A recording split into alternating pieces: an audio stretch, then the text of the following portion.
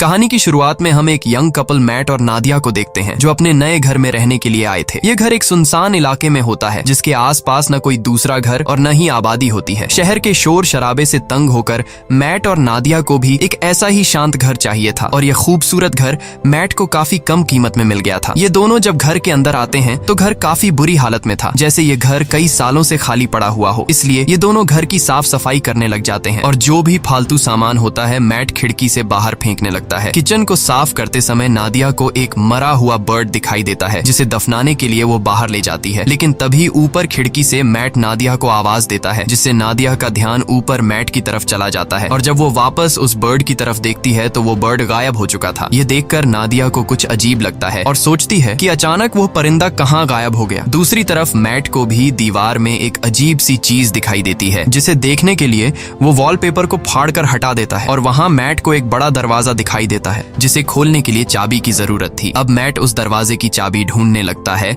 और उसे बाहर फेंकी गई कबाड़ में चाबी मिल जाती है, जिसके बाद वो चाबी को दरवाजे के होल में डालकर दरवाजा खोल देता है। यहाँ नादिया भी पहुंच जाती है। ये दोनों देखते हैं कि अंदर एक काले गहरे अंधेरे वाला कमरा है और जैसे ही ये दोनों उस कमरे के अंदर जाते हैं तभी बाहर की लाइट्स अचानक ब्लिंक करने लग जाती हैं। ये देखकर इन दोनों को कुछ गड़बड़ महसूस होती है और इस प्रॉब्लम को दूर करने के लिए मैट कहता है कि हमें एक इलेक्ट्रिशियन को बुलाना चाहिए। ये कहकर वो वहाँ से चला जाता है और नादिया उस रूम के पास अकेली रह जाती है। नादिया अब सोचती है कि उसे इस रूम में जाना चाहिए या फिर नहीं, लेकिन फिर नादिया को कुछ अजीब सा डर महसूस होता है, इसलिए वो भी मैट के पीछे चली जाती है। इस तरह से रात गुजर जाती है और अगले दिन नादिया एक इलेक्ट्रिशियन को कॉल करती है। कुछ देर बाद लाइट्स ब्लिंक होने की प्रॉब्लम को दूर करने के लिए एक इलेक्ट्रिशियन आता है जो कि घर की लाइट्स को चेक करते हुए नीचे बेसमेंट में पहुंच जाता है और वहां का नजारा देखकर वो हैरान रह जाता है क्योंकि पूरा का पूरा बेसमेंट बिजली के वायर्स से भरा पड़ा था और कोई भी ऐसा कोना नहीं था जहां पर वायर्स ना हो। ये वायर्स काफी पुराने जमाने की लग रही थी और इलेक्ट्रिशियन भी कहता है कि मैंने आज तक इस तरह की चीजें कभी नहीं देखी। खैर, इलेक्ट्रिशियन जैसे तैसे करके घर की लाइट चालू करके जाने लगता है और जाते समय वो मैट से कहता है कि आखिर तुमने यह घर क्यों खरीदा? इस घर के पहले मालिक का मर्डर इसी घर में हुआ था और उस दिन के बाद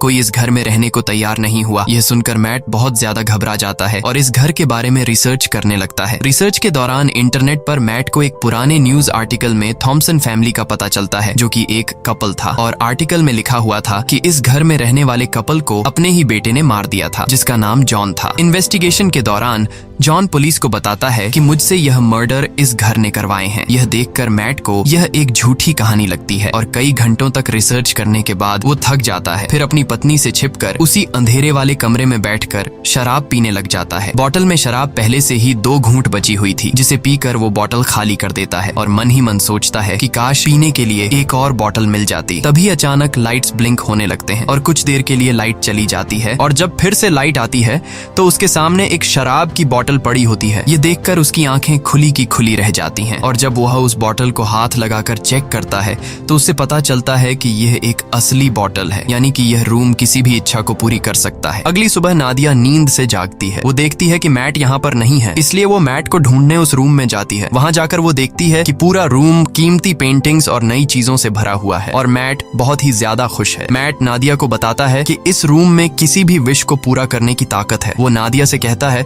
कि तुम्हें जो भी चीज चाहिए बस अपने दिल से मांगो और वो तुम्हारे सामने हाजिर हो जाएगी। ये सुनकर नादिया को मैट की बातें एक मजाक लगती हैं, इसलिए वो मैट पर हंसने लगती है, लेकिन मैट कहता है कि तुम एक बार ट्राई तो करो। तब नादिया कहती है अच्छा ठीक है, मुझे इस वक्त जॉब की जरूरत है तो मैं वो मांग लेती हूँ। तब मैट उसे समझाता है कि ये रूम जॉब नहीं दे सकता, तुम इससे कोई चीज मांगो। जिसके बाद नादिया आंखें बंद करके $1000 की विश करती है और पलक झपकते ही उनके पास $1000 आ जाते हैं। लेकिन अब भी नादिया को पूरी तरह से यकीन नहीं होता, इसलिए वो दोबारा $1 मिलियन की विश करती है और पहले की तरह इस बार भी उन्हें $1 मिलियन मिल जाते हैं। अब नादिया को भी यकीन हो जाता है कि यह रूम कोई नॉर्मल रूम नहीं बल्कि हर एक ख्वाहिश को पूरा करने वाला रूम है। और बस फिर क्या, ये लोग उस रूम से एक के बाद एक महंगी चीज मांगते हैं और वो चीज उनके सामने हाजिर हो जाती है। ये लोग महंगी wines, expensive clothes, diamond, gold, खाने पीने की चीजें और ढेर सारे पैसे इकट्ठा कर लेते हैं। ये दोनों रातों रात मिलियनेयर बन जाते हैं और खुशी खुशी उनकी जिंदगी गुजरने लगती है। रात को नादिया मैट से पूछती है कि आखिर ये रूम उनकी इतनी सारी विशेस कैसे पूरी कर रहा है, लेकिन मैट कहता है कि हमें इस बारे में बिल्कुल भी नहीं सोचना चाहिए, हमें बस एंजॉय करना है। इस तरह से ये दोनों अगले कई दिनों तक अपनी जिंदगी बिलियनर्स की तरह गुजारते हैं। हर बार जब भी उनकी कोई विश होती तो लाइट्स टिमटिमा आती और उनकी सारी ख्वाहिशें बेसमेंट में बने उस रूम में तुरंत पूरी हो जाती। ये दोनों डांस करते हैं, पार्टीज करते हैं और खूब मजे लेते हैं। लेकिन उनकी यह चमक दमक वाली जिंदगी अब कुछ ही दिनों की मेहमान थी और अब उनके बुरे दिन शुरू होने वाले थे। वैसे तो यह रूम हर एक चीज दे सकता था, पर एक चीज जो इन दोनों की जिंदगी की सबसे बड़ी ख्वाहिश थी और वो चीज उन्हें रूम दे भी सकता था। लेकिन ये दोनों रूम से उस चीज को मांगने के लिए तैयार नहीं थे और वो चीज कुछ और नहीं बल्कि एक बच्चा था। एक दिन मैट नादिया को बच्चे का एक झूला गिफ्ट करता है, जो कि इस बात का इशारा था कि हमें बच्चे के लिए ट्राई करना चाहिए। मैट नादिया को समझाता है कि हमें एक बार फिर से कोशिश करनी चाहिए, लेकिन नादिया इसके लिए तैयार नहीं होती क्योंकि पहले भी उसके 2 मिसकैरेजेस हो चुके थे। अब नादिया परेशान हो जाती है। काफी देर तक सोचने के बाद वो इस रूम में जाकर एक बच्चे की विश करती है और बच्चा उसे मिल भी जाता है। जब मैट आकर नादिया को बच्चे के साथ देखता है तो वो बहुत गुस्सा हो जाता है और नादिया को डांटने लगता है कि तुम्हें बिना परमिशन के बच्चे को नहीं लेना चाहिए था। इस बात पर इन दोनों के बीच काफी देर तक बहस होती है। नादिया कहती है कि उसने यह शॉर्टकट इसलिए अपनाया ताकि मिसकैरेज या लेबर पेन की तकलीफें उसे न झेलनी पड़े। वो कहती है कि हम दोनों इस बच्चे के साथ बहुत खुश रहेंगे, पर मैट इस बच्चे को एक्सेप्ट करने के लिए तैयार नहीं था और वो नादिया से कहता है कि तुम उस रूम में जाकर रूम से इस बच्चे को वापस लेने की विश करो। अब नादिया न चाहते हुए भी उस रूम में आती है और बच्चे को गायब करने की कोशिश करती है, पर वो ऐसा नहीं कर पाती, इसलिए वो बच्चे को मैट के हवाले कर देती है। अब गोद में बच्चे को लेकर मैट भी इमोशनल हो जाता है और वो भी उस बच्चे को गायब करने की विश नहीं कर पाता और बच्चे को वापस नादिया की गोद में डाल देता है। अब यह दोनों फैसला कर लेते हैं कि इस बच्चे को पालेंगे और इस तरह से ये दोनों एक बच्चे के पेरेंट्स भी बन जाते हैं। अब बच्चे को लेकर नादिया तो काफी खुश थी, पर मैट को इस बच्चे से बिल्कुल भी लगाव नहीं था और मैट इस रूम के बारे में और जानकारी हासिल करना चाहता था, इसलिए वो फिर से रिसर्च करने लग जाता है और उससे पता चलता है कि वो लड़का जिसने इस घर के ओनर यानी अपने माँ बाप को मार दिया था वो अभी भी जिंदा है और एक मेंटल हॉस्पिटल में जिंदगी बिता रहा है। यह जानने के बाद मैट अपने विश के जरिए मांगे गए पैसों के ढेर से कुछ पैसे अपनी पॉकेट में रखता है और जॉन से मिलने के लिए निकल पड़ता है। हॉस्पिटल पहुंचने के बाद नर्स मैट से पूछती है, क्या तुम एक रिपोर्टर हो? क्योंकि पिछले 45 सालों से जॉन के लिए कोई भी परिवार का बंदा नहीं आया। ये सुनकर मैट झूठ बोल देता है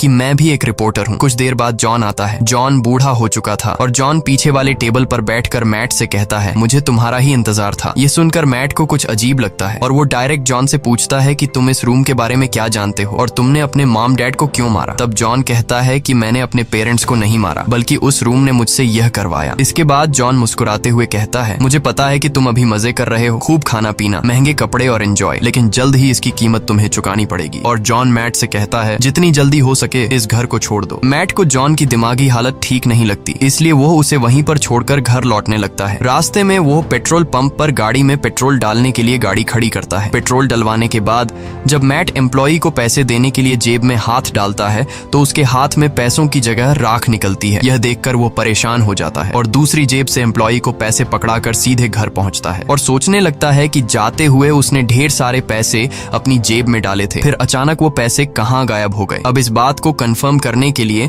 उसने रूम से विश के जरिए जो पैसे मांगे थे वो उन पैसों को उठाकर बाहर खिड़की से फेंक देता है और देखते ही देखते वो पैसे अचानक गायब हो जाते हैं। इसके बाद मैट विश के जरिए मांगी गई एक पेंटिंग को उठाकर उसका आधा हिस्सा घर के अंदर रखता है और आधा बाहर। कुछ ही देर बाद जो हिस्सा घर से बाहर था वो राख में बदल जाता है और बाकी का हिस्सा वैसा का वैसा ही रहता है। यह देखकर मैट समझ जाता है कि वो लोग इस रूम से मिली किसी भी चीज को घर के बाहर नहीं ले जा सकते, नहीं तो वो सारी चीजें राख में बदल जाएंगी। मैट अब रूम की दीवार को तोड़ने लगता है ताकि उसे पता चल सके कि आखिर इस रूम में क्या छिपा है, पर दीवारों के अंदर उलझी हुई वायर्स के अलावा और कुछ भी नहीं था। हर जगह बस वायर्स ही वायर्स थीं। दीवारों को तोड़ने के शोर से नादिया भी वहाँ पर पहुँच जाती है। नादिया बच्चे को गोद में लिए बाहर की तरफ जाने लगती है, पर मैट उसे बाहर जाने से रोक लेता है और कहता है कि बच्चे को बाहर ले जाना सेफ नहीं है। वो उसे असली वजह नहीं बता पाता, मगर खुद उसे पता चल चुका था कि जो कुछ भी उस कमरे से विश के जरिए मांगा गया है उसे यहाँ से बाहर निकालने पर वो खत्म हो जाएगा। लेकिन मैट के मना करने के बावजूद भी नादिया बच्चे को बाहर ले जाती है। बाहर ले जाते ही बच्चा जोर जोर से रोना शुरू कर देता है और उसका कलर बदलने लगता है। यह देखकर नादिया भी चिल्लाने लगती है। नादिया की आवाज सुनकर मैट दौड़कर उसके पास जाता जाता है और दोनों को उठाकर घर के अंदर ले आता है। और अब हम देखते हैं कि वो छोटा बच्चा अब छोटा बच्चा नहीं रहा, बल्कि वो कुछ ही सेकंड में 8 साल का लड़का बन चुका था। यहाँ मैट नादिया को सारी सच्चाई बता देता है कि वो रूम हमारी हर विश को पूरी कर सकता है, पर हम उसकी दी हुई चीजों को घर से बाहर नहीं निकाल सकते, वरना वो चीजें पुरानी होकर राख में बदल जाएंगी। ये सुनकर नादिया को बहुत दुख होता है और अब ये दोनों डिसाइड करते हैं कि इस बच्चे को घर में ही रखेंगे, कभी भी बाहर जाने नहीं देंगे, नहीं तो वो मारा जाएगा। इस तरह से दिन गुजरते हैं। नादिया बच्चे को घर के अंदर ही सब चीजें सिखाती है। वो उसे अपना बेटा मानती है और इस बच्चे का नाम रखती है शेन। शेन बाकी बच्चों से काफी अलग था। वो किसी की भी बात नहीं मानता और न ही उस पर किसी बात का असर पड़ता। उसकी हरकतें बिल्कुल भी बच्चों जैसी नहीं थी। खाने के दौरान वो बर्फ खाया करता था, लेकिन इन सब हरकतों के बावजूद भी नादिया शेन से बहुत ज्यादा प्यार करती थी। नादिया शेन को समझाती है कि वो घर के बाहर नहीं जा सकता, क्योंकि बाहर खतरनाक लोग हैं जो उसे मार देंगे। ये सुनकर शेन बहुत मायूस हो जाता है और घर के अंदर कभी खिड़की तो कभी दरवाजे से बाहर की दुनिया देखता है। नादिया जब भी घर से बाहर निकलती या फिर घर के अंदर आती, तब वो दरवाजे में ताला लगा दिया करती ताकि शेन घर से बाहर ना निकल सके। एक दिन जब शेन घर में स्नो ग्लोब से खेल रहा था, तभी वहाँ पर मैट आता है। अब क्योंकि मैट को शेन से बिल्कुल भी लगाव नहीं था, इसलिए वो शेन को डांटता है कि तुम्हें यहाँ पर नहीं खेलना चाहिए। डर के मारे शेन के हाथ से स्नो ग्लोब नीचे गिरकर टूट जाता है। शेन को मैट के इस बर्ताव से बहुत दुख होता है। रात को शेन उन दोनों के कमरे के पास जाकर चुपके से नादिया और मैट की बातें सुनने लगता है। वो दोनों उस रूम के बारे में बातें करते हैं। यह सुनकर शेन को शक होने लगता है कि जरूर उस रूम में कुछ ऐसा है जिससे मैं अनजान हूँ। वो सोचता है कि पता नहीं यह दोनों मुझे क्यों घर से बाहर नहीं जाने देते और उस रूम से दूर रहने को कहते हैं। इसलिए शेन टॉर्च उठाकर घर की जांच पड़ताल करने लगता है और आगे बढ़ते हुए वो सीधा बेसमेंट तक पहुंच जाता है, जहां ढेर सारी उलझी हुई वायर्स थीं। उन सब से गुजरते हुए आखिरकार वो उस रूम तक पहुंच जाता है और यहाँ उसे सारा राज पता चल जाता है। रात भर पूरे घर में लाइट्स ब्लिंक होती रहती हैं, पर मैट और नादिया नींद में होने की वजह से कुछ नोटिस नहीं कर पाते। अगली सुबह जब मैट की आंख खुलती है तो उसे अपने बगल में एक नया स्नो ग्लोब पड़ा हुआ दिखता है और इसके साथ ही टूटा हुआ ग्लोब कुछ दूरी पर उसे दिखाई देता है। ये देखकर वो परेशान हो जाता है कि आखिर ये नया ग्लोब किसने बनाया। मैट सीधा नादिया के पास जाता है और उसे जगाकर पूछता है कि क्या तुमने इस ग्लोब को उस रूम से विश करके मांगा, जिस पर नादिया कहती है नहीं, मैंने इस ग्लोब की विश नहीं की। तभी उसी वक्त लाइट्स को ब्लिंक होता देखकर वो समझ जाता है कि ये सारा काम शेन का है। ये दोनों तेजी से उस रूम की तरफ भागते हैं और वहां जाकर ये दोनों हैरान रह जाते हैं। अब क्योंकि शेन को घर से बाहर जाने नहीं दिया जाता था, इसलिए वो दिल में बाहर जाने की इच्छा रखते हुए उस रूम से खुद के लिए एक बहुत बड़ा आउटडोर एरिया मांग लेता है, जहां एक खुला आसमान और बड़ा जंगल था और शेन मजे से वहां खेल रहा था। नादिया अपने बेटे की बनाई हुई दुनिया को देखकर खुश होती है और उसके साथ खेलने लगती है, लेकिन मैट शेन के इस काम से बिल्कुल भी खुश नहीं था, क्योंकि उसे डर था कि कहीं वह उस रूम से बंदूक या फिर कुछ गलत चीज न मांग ले जिससे उनकी जान खतरे में पड़ जाए। इसलिए वो शेन को हाथ से पकड़कर वापस घर के अंदर ले आता है। अब मैट उस रूम की चाबी अपने पास संभाल कर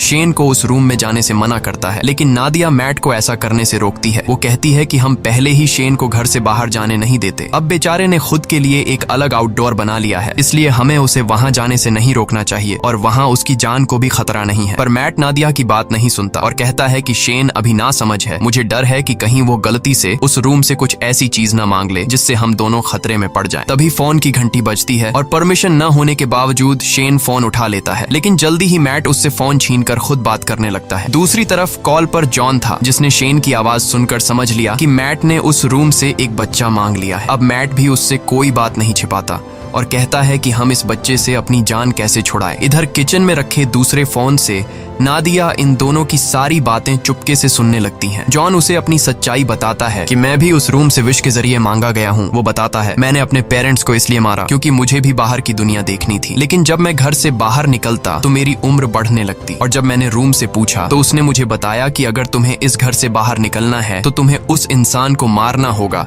जिसने विश करके तुम्हें मांगा है। इसीलिए मैंने विश करने वाली औरत को मार दिया और उसके साथ उसके हस्बैंड को भी मार दिया। यही वजह है कि आज मैं जेल में हूँ। वो मैट को बताता है कि मेरी और शेन की कहानी एक ही है। अगर तुम्हें शेन को बचाना है और उसे बाहर की दुनिया दिखानी है तो तुम्हें उस इंसान को मारना होगा जिसने शेन को विश करके मांगा था। अब अगर शेन को विश करके तुमने मांगा है तो तुम्हें अपनी कुर्बानी देनी होगी, और अगर तुम्हारी वाइफ ने शेन को मांगा है तो फिर तुम्हें उसे मारना होगा। और ये सारी बातें दूसरी तरफ कॉल पर नादिया भी सुन रही थी। नादिया ये सारी बातें सुनकर बहुत ज्यादा दुखी हो जाती है और वो गाड़ी निकालकर घर छोड़कर चली जाती है, जिससे मैट को उसकी फिक्र होने लगती है। नादिया शेन को जिंदगी देने के लिए खुद को मारने का सोचती है, पर वो ऐसा नहीं कर पाती। इधर मैट टेबल पर बैठकर शेन के साथ डिनर करने लग जाता है। तब शेन मैट से पूछता है कि मेरी मॉम कहाँ गई, और उससे और भी कई सारे सवाल पूछता है, जिससे झुंझलाकर वो शेन को बता देता है कि वो उनका असली बेटा नहीं है और न ही उसकी कोई पेरेंट्स है। इतना ही नहीं, वो गुस्से में आकर शेन को रूम से बाहर निकाल देता है। डर के मारे शेन रोते हुए ऊपर अपने रूम में चला जाता है। कुछ ही देर में मैट को अपनी गलती का एहसास होता है। वो शेन के रूम में जाकर उससे माफी मांगने लगता है और सारी रात वो दोनों साथ में सोते हैं। जब नादिया वापस घर लौटती है तो इन दोनों को एक साथ सोते देखकर उसे बहुत अच्छा लगता है। कुछ देर बाद मैट की आंख खुल जाती है और वो देखता है कि नादिया घर वापस आ चुकी है। मैट नादिया से कहता है कि मैं तुम्हारे लिए बहुत ज्यादा परेशान हो रहा था, और कहता है मुझे माफ कर दो क्योंकि मैं शेन पर चिल्लाया और तुमसे भी झगड़ा किया। बातचीत के दौरान ये दोनों एक दूसरे के करीब आने लगते हैं और जब ये दोनों रूम में इंटीमेट हो रहे थे तब शेन चुपकर दरवाजे से उन्हें देखने लगता है। वो अपने दिल में नादिया के लिए अट्रैक्शन महसूस करता है। अब उसे भी ये सारी चीजें करनी थी, इसलिए अब वो इन दोनों के सोने का इंतजार करता है। जब ये दोनों गहरी नींद में चले जाते हैं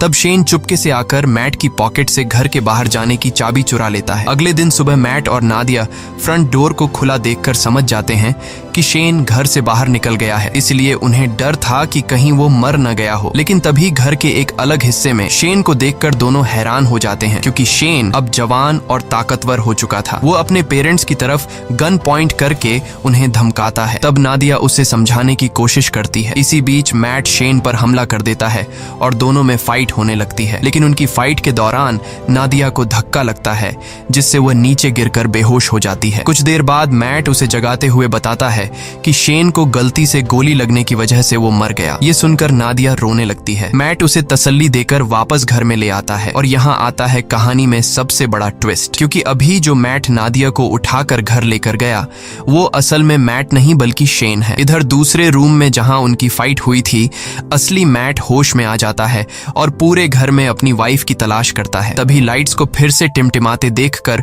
वो उस रूम की तरफ जाता है, पर वहां भी उसकी वाइफ नादिया मौजूद नहीं थी। इधर नादिया को बिल्कुल भी खबर नहीं थी कि इसके साथ बैठा हुआ आदमी मैट नहीं बल्कि शेन है। लेकिन नादिया को भी मैट में कुछ बदलाव नजर आता है और जल्द ही उसकी बर्फ खाने की आदत से नादिया को पता चल जाता है कि ये मैट नहीं बल्कि शेन है, जिसने रूम से विश करके अपने आप को मैट का रूप दे दिया है। दूसरी तरफ असली मैट समझ जाता है कि वो अकेला इस घर में फंसा है। शेन ने उसकी वाइफ को इस घर से किसी दूसरे घर में विश के जरिए शिफ्ट कर लिया है। अब वो इस घर से बाहर निकलने के लिए पूरी ताकत लगाकर दीवार को तोड़ने लगता है और आखिर सारे वायर्स को पार करके वह उस रूम तक पहुंच जाता है, जो कि अब एक जंगल था जहां ढेर सारे ऊंचे ऊंचे पेड़ थे। वहां जाकर मैट को पता चलता है कि शेन ने रूम का यूज करके इस जगह को काफी बड़ा कर लिया था और वहां शेन ने उन्हीं की तरह एक डुप्लीकेट घर भी बना लिया था। वो यह भी समझ चुका था कि शेन ने उसका रूप नादिया को किडनैप करके इस डुप्लीकेट घर में रखने और अकेले में उसके साथ फिजिकल होने के लिए किया था। ये ख्याल आते ही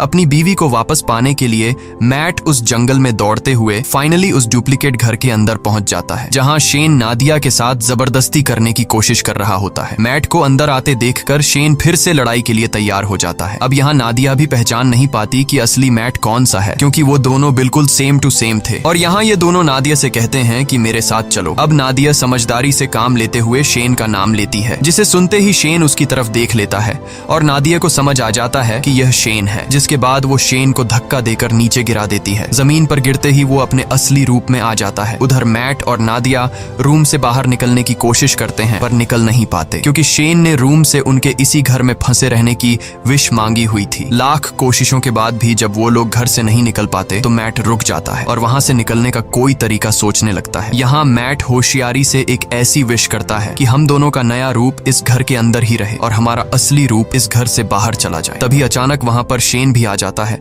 और मैट को चाकू घोंपकर मार डालता है। इसके बाद वो नादिया को समझाने लगता है कि तुम मैट को भूल जाओ और मेरे साथ रहो। लेकिन इन्हीं बातों के दौरान उसे एहसास होता है कि यह दरअसल मैट और नादिया के क्लोन है, जबकि असली मैट और नादिया दौड़कर रूम के बाहर जंगल की तरफ भागते हैं। यह देखकर शेन बहुत गुस्सा हो जाता है और तेजी से उनके पीछे दौड़ने लगता है। यहाँ यह दोनों असली घर में पहुंच जाते हैं। जब शेन भी असली घर में पहुंचता है तो वो दौड़कर मैट पर अटैक कर देता है, लेकिन यहाँ मैट समझदारी से काम लेते हुए शेन को कसकर पकड़कर अपने साथ घर से बाहर निकाल लेता है। शेन अपनी जान को खतरे में देखकर वापस दरवाजे की तरफ भागता है, पर अंदर घुसने से पहले ही नादिया दरवाजा बंद कर लेती है। अब यहाँ शेन नादिया को बहकाने की कोशिश करता है। वो कहता है, प्लीज मॉम, मेरे लिए दरवाजा खोल दो। लेकिन नादिया अब समझ चुकी थी, इसलिए वो रोते हुए शेन को बूढ़ा होते देखती है। धीरे धीरे उसकी बॉडी गलने लगती है और आखिर में वो राख में बदल जाता है। नादिया उसके पास आती है और उसकी बॉडी से बनी हुई राख को हाथ में उठाकर रोने लगती है, क्योंकि नादिया ने उसे अपना बेटा माना था। इसके बाद मैट नादिया के पास आता है और दोनों एक दूसरे को गले लगा लेते हैं। अब सीन शिफ्ट होता है और हमें कुछ महीने बाद का सीन दिखाया जाता है, जहां मैट और नादिया एक छोटे से घर में सेटल्ड हो जाते हैं और सुकून से रहने लगते हैं। पर थोड़े ही दिनों बाद नादिया डरते हुए अपना प्रेगनेंसी टेस्ट करती है और रिपोर्ट पॉजिटिव आती है, यानी अब इन दोनों का खुद का एक बेबी आने वाला है। इसी के साथ ये कहानी खत्म हो जाती है। अगर आपको ये वीडियो अच्छी लगी हो तो हमारे चैनल को सब्सक्राइब और वीडियो को लाइक जरूर कीजिएगा।